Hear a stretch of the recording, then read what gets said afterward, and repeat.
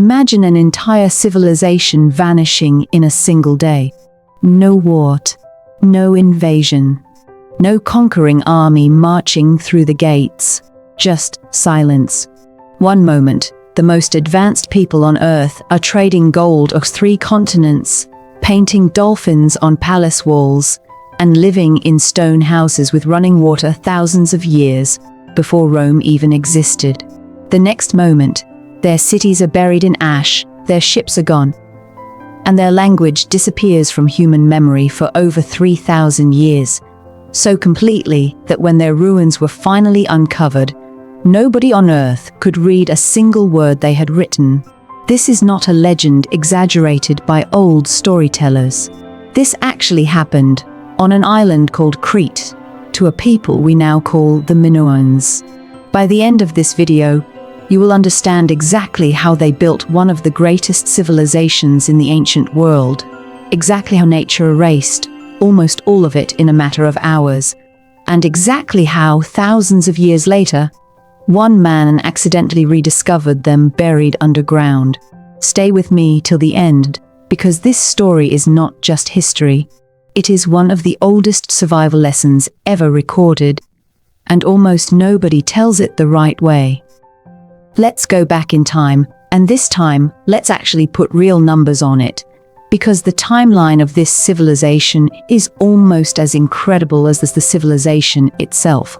The earliest signs of organized life on Crete track to around 2700 BCE, but the true rise of Minoan civilization, the era of massive palaces, advanced trade, and organized society, begins around 2000 BCE.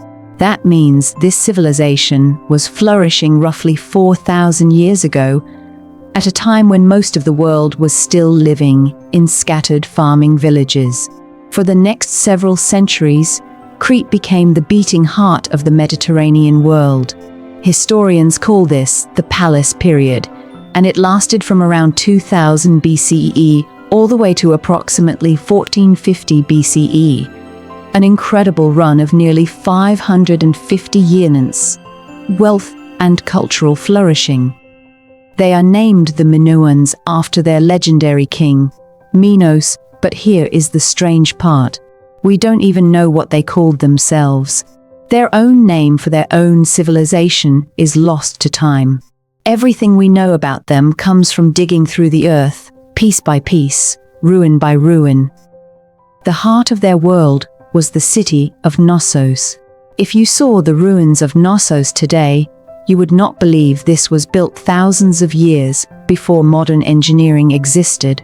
The palace was not a building. It was a small city inside a city, with over 1,000 interconnected rooms, warehouses filled with olive oil and wine, workshops for pottery and metalwork, and staircases connecting multiple floors like something out of a modern apartment complex. The walls were covered in bright frescoes showing leaping dolphins, blue monkeys, athletes vaulting over charging bulls, and processions of elegant men and women. These were not primitive cave paintings. These were detailed, skillful works of art from a society obsessed with beauty and movement. And here is something will genuinely shock you. The Minoans had one of the earliest known plumbing and drainage systems in human history. Clay pipes carried fresh water into the palace, and separate channels carried wastewater out, functioning almost like an early flushing system, thousands of years before ancient Rome would become famous for exactly that kind of engineering. While most of the ancient world was relieving itself in open fields, were engineering sanitation inside multi-story stone palaces, somewhere around 1700 BCE. Now let's slow down and actually talk about who these people were as a culture, not just what they built, because this is where their world truly comes alive. Minoan society appears to have been organized around large palace complexes, but unlike many ancient civilizations, there is very little evidence of massive standing armies or grand monuments glorifying military conquest. Instead, art, religion, and daily life seem woven together into a single rhythm. Clothing worn by Minoan men and women, as shown in their frescoes, was strikingly detailed for its time. Men often wore simple, form-fitting loincloths or kilts, while women are depicted in elaborate layered skirts with tightly fitted, open bodices, decorated with intricate patterns.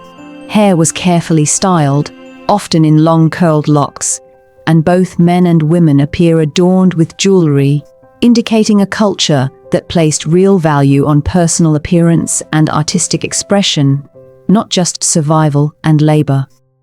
Their religion appears to have centered heavily on nature and fertility, with strong evidence pointing toward the worship of powerful female deities, possibly a mother goddess associated with nature, animals, and the cycles of life.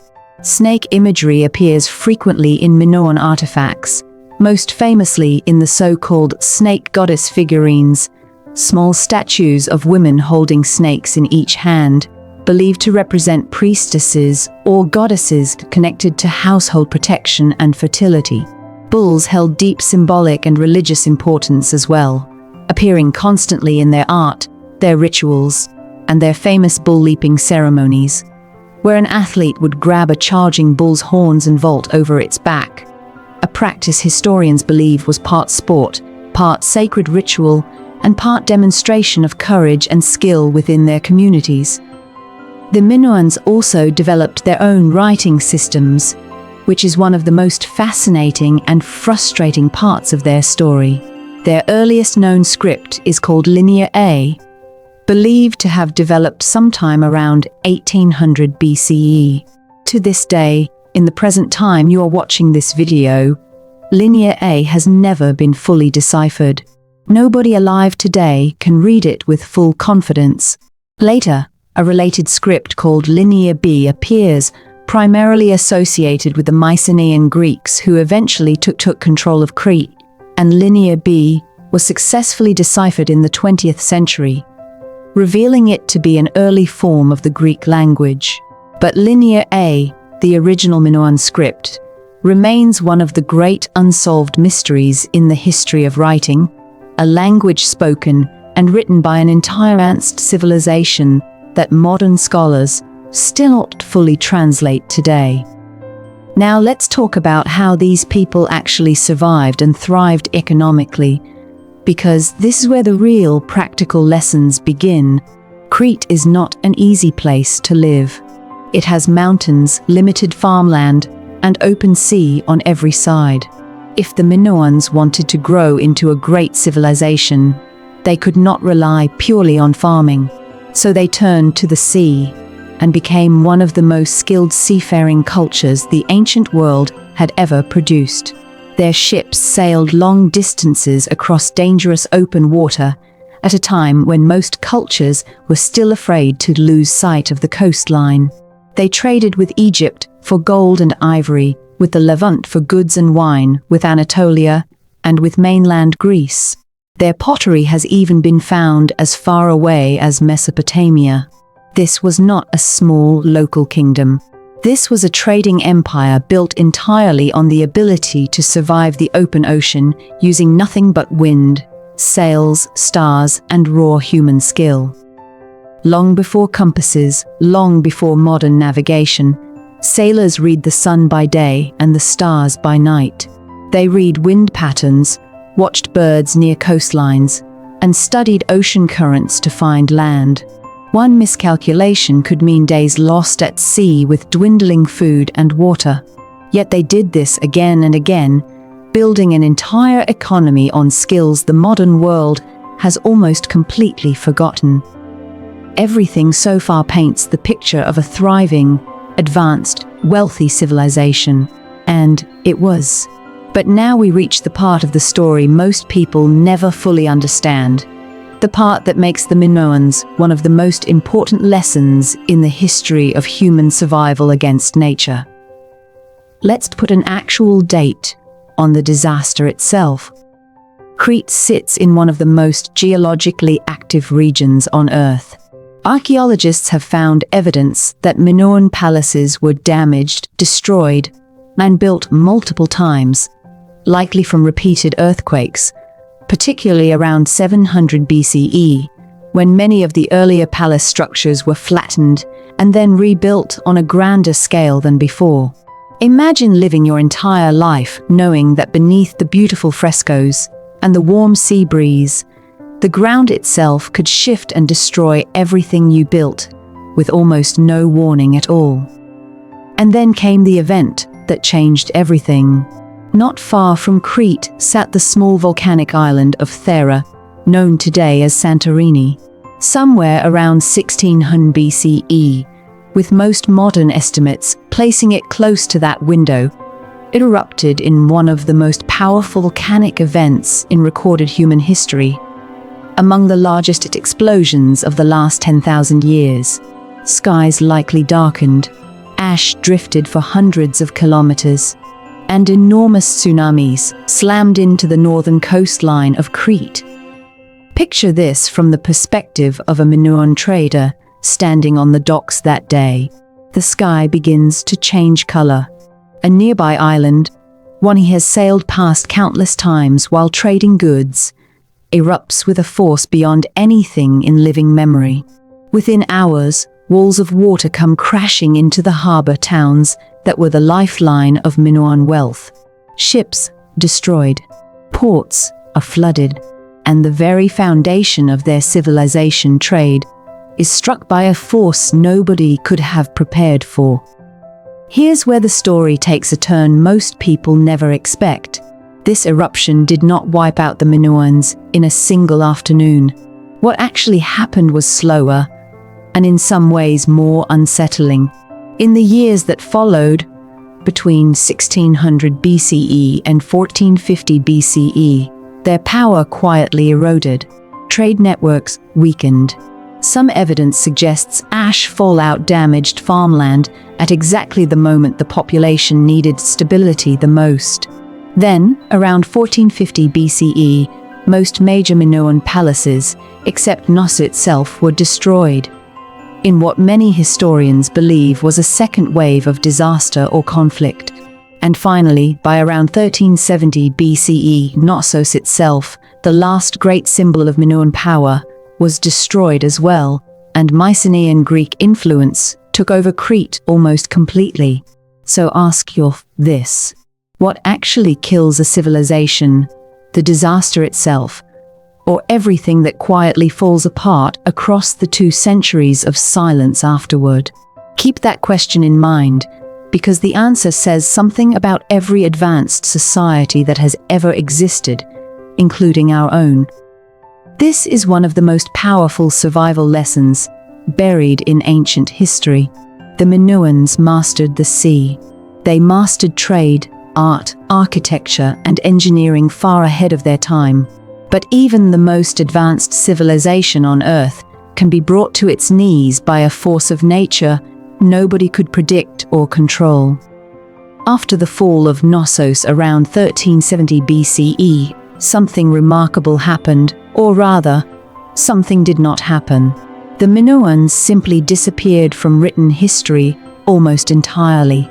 For the next roughly 3,200 years, this civilization existed only as fragments buried underground and half-remembered myths passed down through Greek storytelling. The legend of King Minos, the labyrinth beneath his palace, and the half-bull, half-man, known as the Minotaur, said to be trapped within it. For thousands of years, most people simply assumed this was pure fiction, a colorful myth with no real historical foundation whatsoever. Then, in the year 1900, nearly 30 centuries after Knossos fell silent, a British archaeologist named Arthur Evans began excavating a mysterious mound of earth on the island of Crete. What he uncovered? The entire world.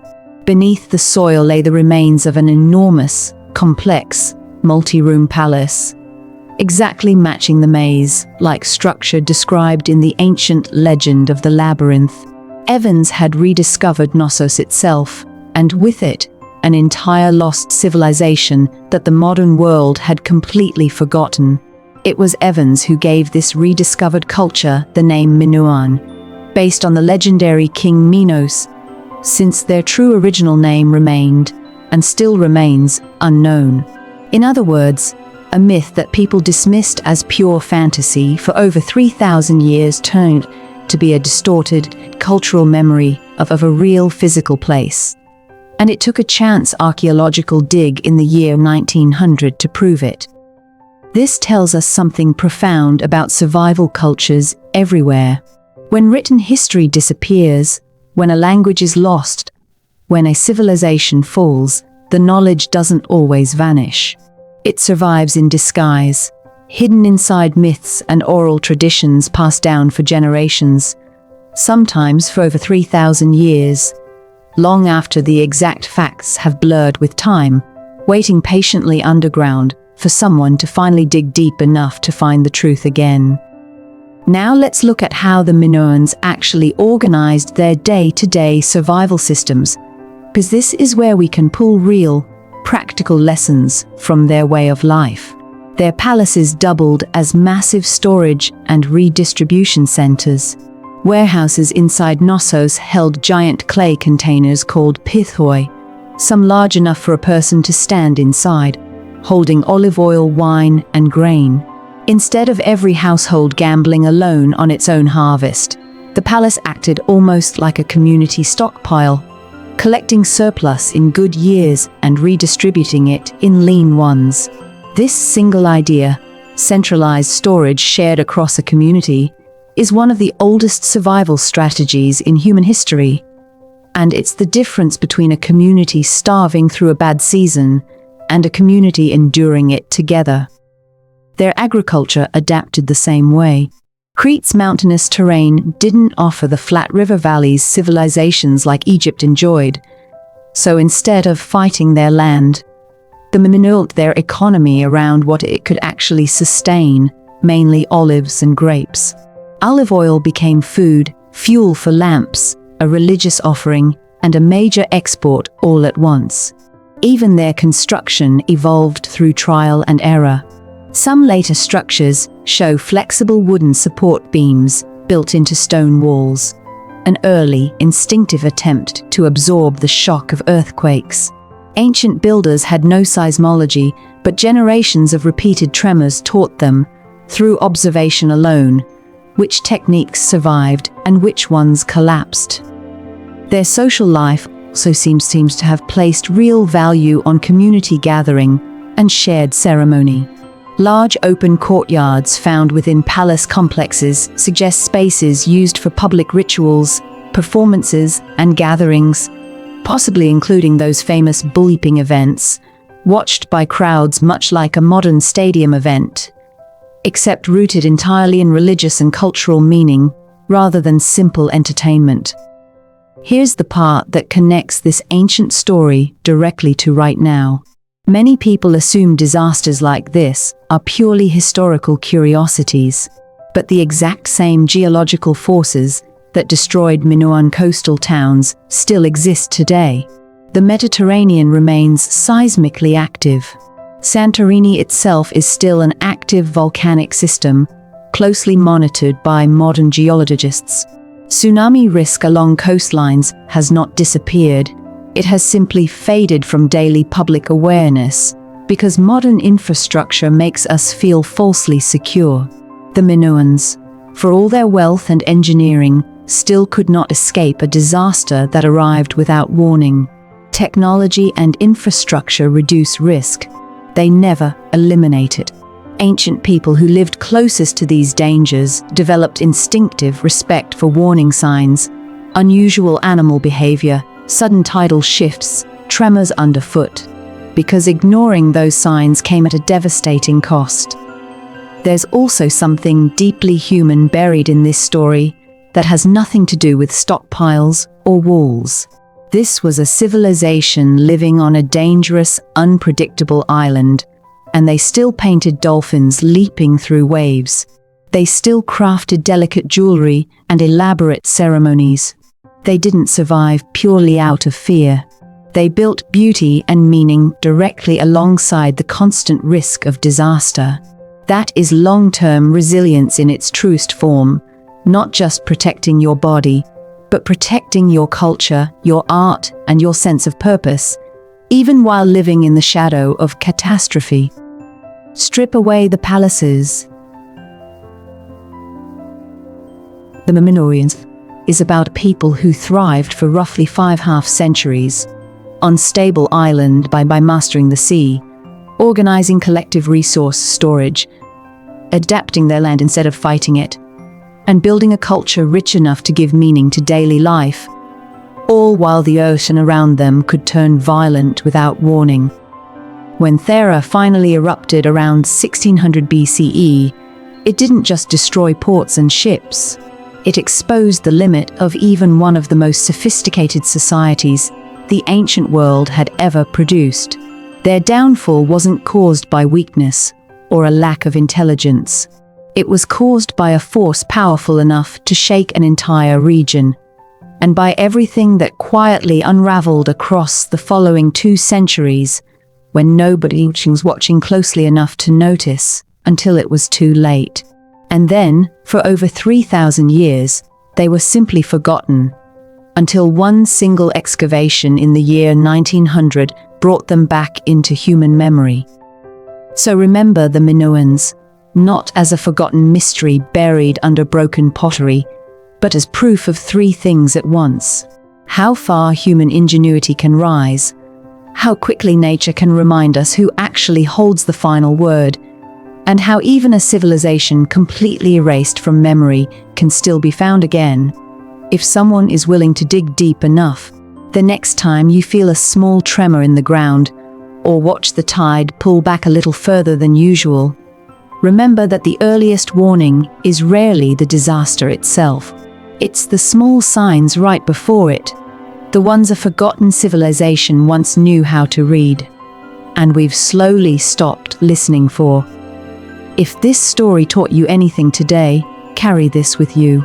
Respect the land beneath you, respect the water around you, and never assume that advanced, wealthy, or powerful automatically means safe.